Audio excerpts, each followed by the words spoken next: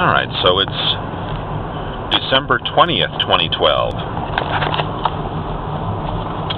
And you know, I was thinking,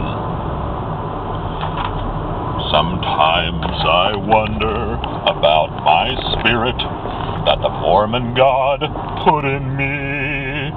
And I remember what my institute teachers told to me.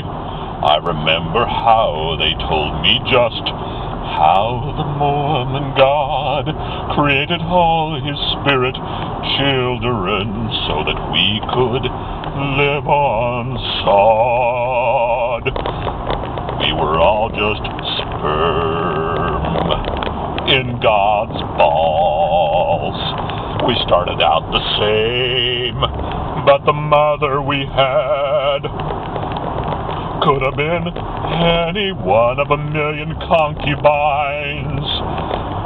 We were all just sperm in God's balls.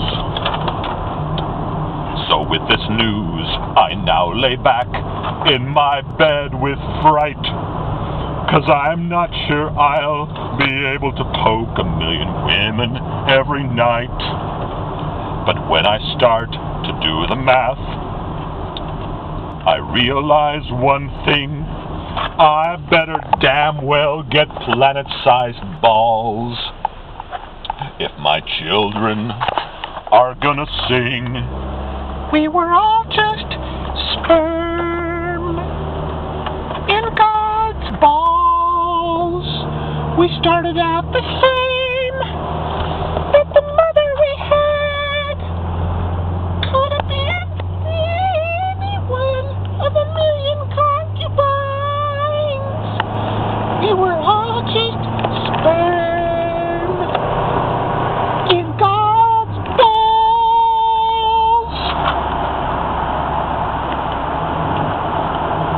When Joseph Smith created Mormonism, there's no wonder about this truth, that horny religious leaders have sex on the brain, and their doctrine is the proof. The final salvation of Mormonism is to have sex for eternity. So let's once again do the math if we'll to figure out if we'll ever get to Pete. At 10 billion people in a million years, that comes out to be about an orgasm an hour. Boy, howdy, life in heaven is gonna be one big fucking party. We were all just sperm in God's balls. We were all just sperm in his planet-sized balls.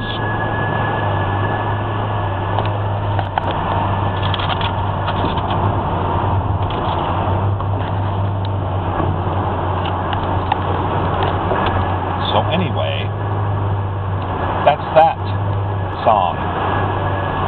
And I composed that song several years ago and put it on my older website. But I decided to do a reprieve or a reprise of that, not a reprieve, a reprise of that song, because it seems that the Mormon Church is still stuck with an obsession about whether adolescents are masturbating or necking or petting, or whether people are having sex before marriage or outside of marriage, or sex between people who are married and who are not married, or people who are gay.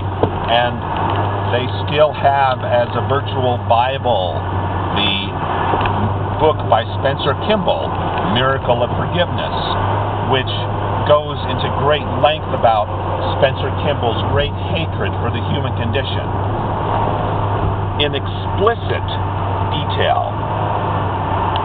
And you should notice just how often the guy mentions the word petting.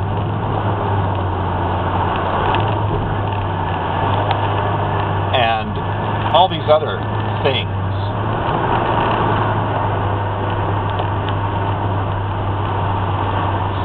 You know, masturbation will turn you gay.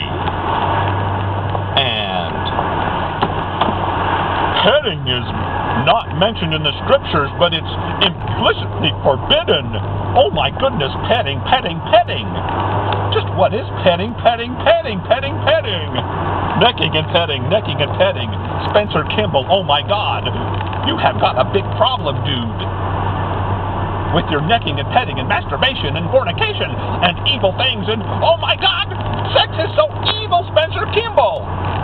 Well, if you walk into the Mormon Church distribution center where they sell their shit, you'll see that they have Spencer Kimball's book, Miracle of Forgiveness, translated into many different languages.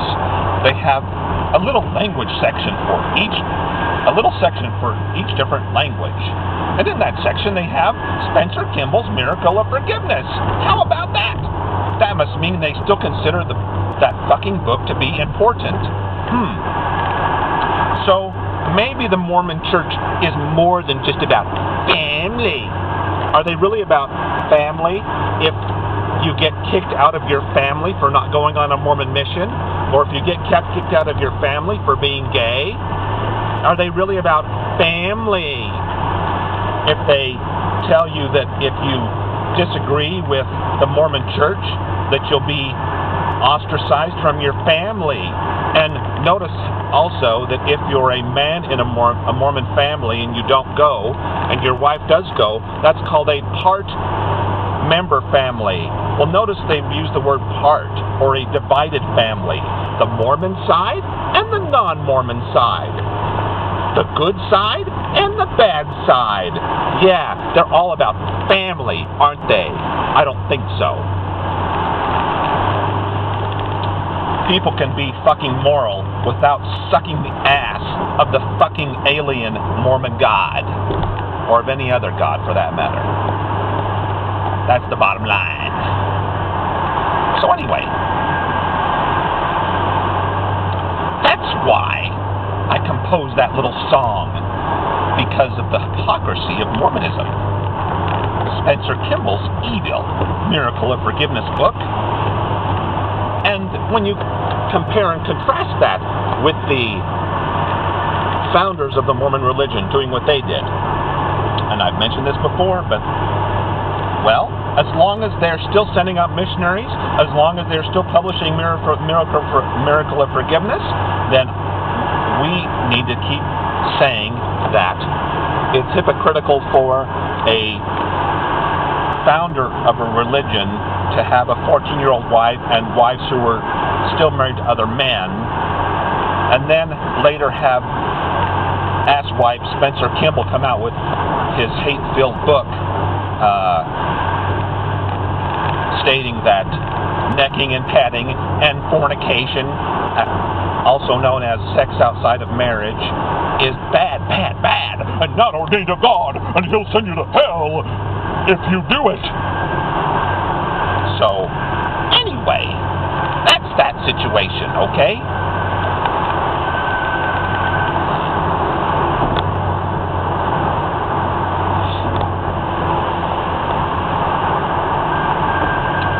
So, anyway, now that we've got that out of the way, we can move on to bigger and better things.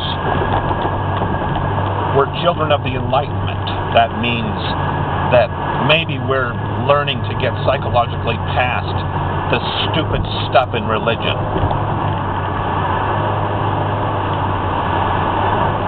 So I'm all for having community, but not for one where you have to lie. Is there something about human communities where you have to lie to be a part of them? You have to hide the truth? Let's build communities where we're not afraid of the truth. So, anyway. Alrighty. Hope you enjoyed all that.